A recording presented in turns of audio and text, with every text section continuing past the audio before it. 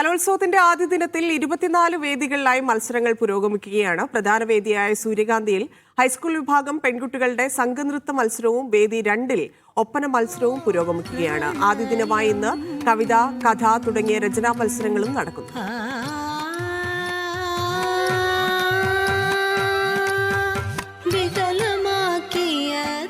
കലോത്സവ വിശേഷങ്ങളുമായി അക്ഷയ കൃഷ്ണാനന്ദ് ചേരുന്നുണ്ട്. അക്ഷയ, ഏതു വേദിയിലാണ് നിൽക്കുന്നത്? പ്രധാന വേദിയിൽ, ഒന്നാം വേദിയിൽ സൂര്യകാന്തിയിൽ സംഘനൃത്തം ആരംഭിച്ചു കഴിഞ്ഞോ? വലിയ ജനപ്രവാഹമാണ് വൈകുന്നേരത്തോടു കൂടി തുടങ്ങിയിരുന്നത്. ഇപ്പോഴും അങ്ങനെയാണോ?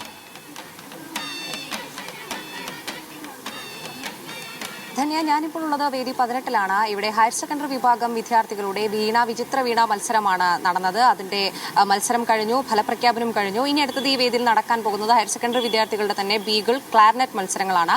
പ്രധാന വേദിയായ സൂര്യകാന്തിയിലാണ് ഏറ്റവും കളർഫുൾ മത്സരമായ സംഘനൃത്തം, ഹൈസ്കൂൾ വിഭാഗം പെൺകുട്ടികളുടെ സംഘനൃത്തം മത്സരം ആരംഭിച്ചു കഴിഞ്ഞിരിക്കുകയാണ്. രണ്ടാം വേദിയിലാണ് ഒപ്പന, ഹൈസ്കൂൾ വിഭാഗം വിദ്യാർത്ഥികളുടെ ഒപ്പന മത്സരം തുടങ്ങിയിരിക്കുകയാണ്. ഇനി നാളത്തെ ഒരു ചാർട്ട് എടുത്ത് നോക്കുകയാണെന്നുണ്ടെങ്കിൽ നാളെ പ്രധാനമായ നാളെ തിരുവാതിരക്കളിയുണ്ട്. അതുപോലെ തന്നെ നാടകം, ഹൈസ്കൂൾ വിഭാഗം നാടക മത്സരം നാളെയാണ് നടക്കുന്നത്.